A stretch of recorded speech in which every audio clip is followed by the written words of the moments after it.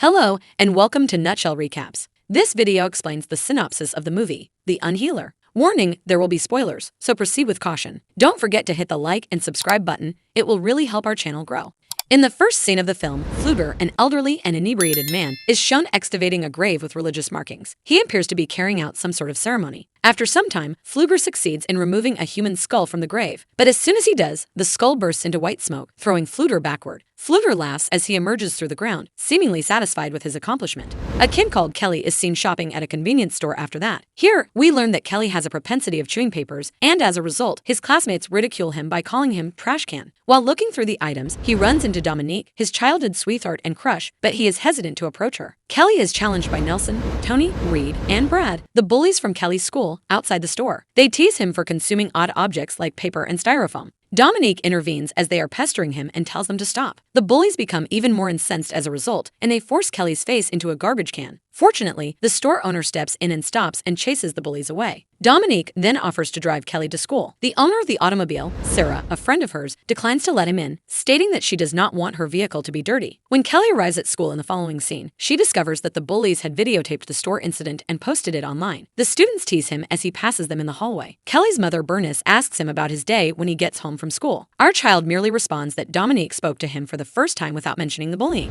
When Bernice learns this, she is delighted and proposes that he ask Dominique out on a date. In the meantime, an indigenous man by the name of Red Elk visits the grave that Pfluger had damaged and prays. The theft of a secret power that was kept in the grave is then made apparent. The fact that Red Elk was supposed to take care of it makes him very sad. Kelly becomes sick the next morning after swallowing a lot of paper and styrofoam. The moment Kelly's eating disorder is brought up, Bernice promptly calls the family physician, who advises Kelly to consult a psychologist. Additionally, he suggests that Kelly's behavior might be unusual because there are no men in the home. The doctor actually has a crush on Bernice and just wants to sleep with her. The following day, Pfluger appears in the area and declares to have healing abilities. He does this by easing the joint discomfort of an elderly woman. Coincidentally, Bernice shows up as well, and she is awestruck by his abilities. She extends an invitation to visit her home in the hopes that he can aid Kelly. While Bernice steps away to get her car, Red Elk confronts Pfluger and informs him that the powers are not meant for him. He also offers to help him get rid of his healing powers. However, Pfluger declines and a scuffle ensues where Red Elk ends up injuring himself. This is due to the powers Pfluger received from the grave, which protects its possessor. Red Elk then warns Pfluger about the consequences of the power, but the latter dismisses him and walks away. After a while, Pfluger reaches Bernice's house, and when he tries to heal Kelly, he feels a strange pain and quickly pulls his hand away. He then excuses himself to the loo, takes a specific medicine, and then makes another effort. Sadly, when he tries one more, he unintentionally burns Kelly's chest with his cigarette and falls to the ground, passing away instantly. Strangely, Kelly's condition seems to get better as Pfluger passes away, and he gets up feeling very energized. The cops quickly show up on the scene and remove Pfluger's body. They come to the conclusion that the elderly man died of a heart attack. Kelly then observes that he has undergone some bodily changes and that his chest burn has magically healed. It becomes apparent that Kelly now possesses Pfluger's healing abilities. The following day, while working on his bike, Kelly slashes his finger accidentally. Amazingly, though, the wound immediately starts to heal. His mother doesn't trust him when he attempts to tell her about it. He runs into Dominique and Sarah on the way to school, who are shocked to see how much healthier he looks. Reed, Nelson's brother, approaches Kelly after they have left and begins randomly punching him. Unexpectedly, Reed feels the pain when Kelly is punched in the stomach, but our boy is unhurt. Reed even makes an attempt to harm Kelly with a wooden block, but it is unsuccessful and he injures himself in the process. Reed then flees, his face covered in bruises, realizing he cannot defeat this new Kelly.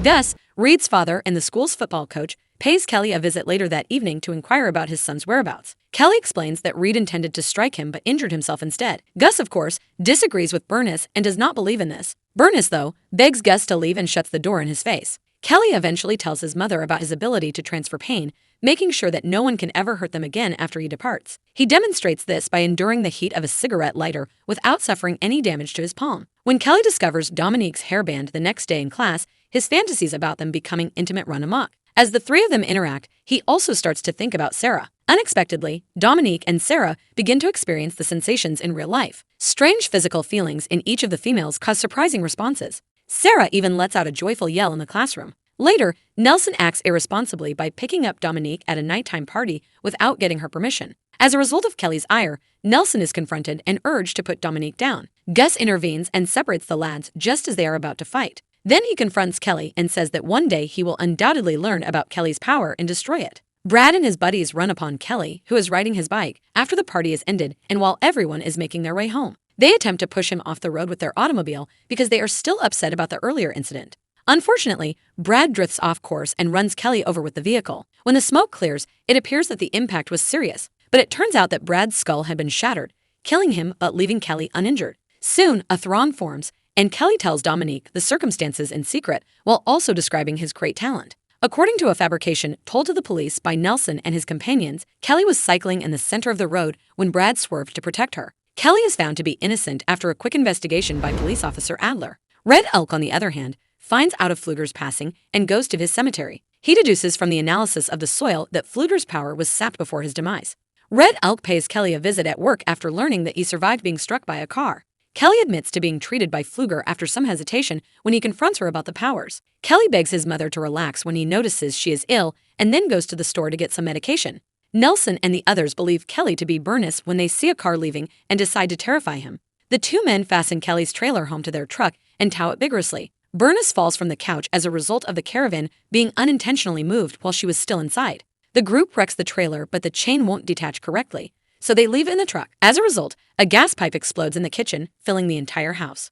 Bernice is startled and tries to leave the house, but she trips over a lamp and falls to the ground. Sadly, the light burns and the gas ignites, creating a massive explosion. Kelly shows up a little later and rushes into the caravan to save his mother. Sadly, Bernice has already passed away, so he is too late. Kelly is greatly affected by the tragic event and laments the loss of his mother who perished in the fire. Officer Adler eventually notices burns on Kelly's body and takes him to the hospital. Red Elk visits Adler at the hospital in the next scenario and tells him about Kelly's special ability. He proposes Kelly talk about it, but Adler thinks it's inappropriate to discuss old folktales at such a trying time in Kelly's life. Red Elk, who is aware of the predicament, instructs Adler to get in touch when the moment is appropriate. The day after his burn scars magically disappeared, Kelly went straight to his mother's burial, where Dominique helped him. He may cry without being weak, she assures him, and his mother will always be proud of him. After sharing a sincere kiss, Dominique leaves after Kelly makes clear his intention to leave town. Kelly then goes to Pfluger's grave in the same cemetery and starts munching on some weave that has grown there.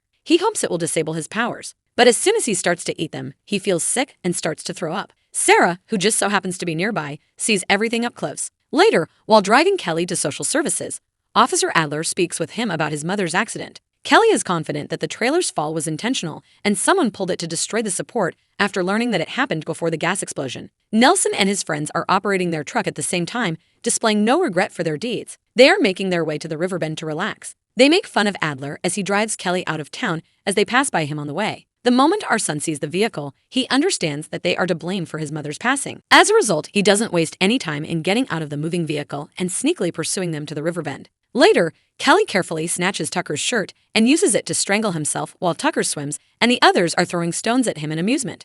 Tucker thus has trouble breathing and maintaining his balance. Nelson and the others watch in horror as he ultimately drowns in the river. They run to assist him right away, but it's too late. The bully has passed away. Then Kelly cockily admits that he was the one who killed Tucker. The moment he reaches for Nelson's shirt, Officer Adler shows up on the scene. The bullies make an effort to explain what transpired while Kelly swiftly flees the scene to prevent any further conflict. Adler, though, finds the account hard to believe and begins to accuse them of killing their friend. Kelly tells Dominique that evening that he intends to exact revenge for the loss of his mother. She argues that using violence is preferable to persuading Nelson and the others to confess. Kelly concurs with everything she says, and they share a tender moment. The following day in chemistry class, Kelly purposefully irritates one of the bullies, Tony, in an effort to get him to admit to killing Bernice. The bully initially maintains control, but when Kelly makes fun of his girlfriend, Sarah, he loses his composure and attacks Kelly with acid.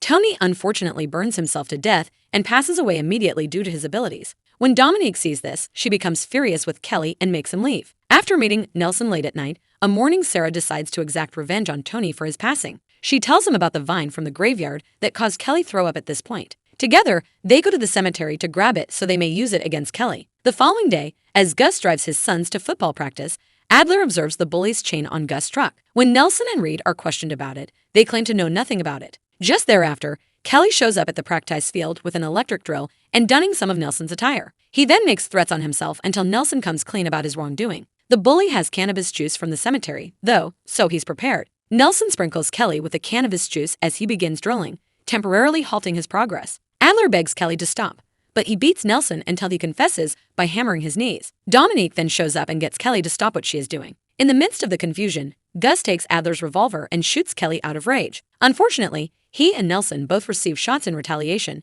killing the two instantly. Dominique persuades Kelly to give up his powers and go back to being normal after the incident. Adler agrees to assist Kelly as well, and he drives the group to Flutter's cemetery, where a ceremony is done, along with Red Elk. Red Elk explains that Kelly must pass away in order to unleash the powers as they open the old grave. When Kelly hears this, he tries to get away, but a policeman shoots him, accidentally killing Dominique and himself in the process. Kelly, who is critically hurt, gives Dominique one last kiss before she dies. Then, to lose his strength, he eats the dead Pfluger's heart. Adler then kills Kelly by shooting him. Policemen transport Dominique and Kelly's lifeless bodies in a van in the last scene. Dominique suddenly awakens while they are traveling, showing that she has now acquired Kelly's healing ability.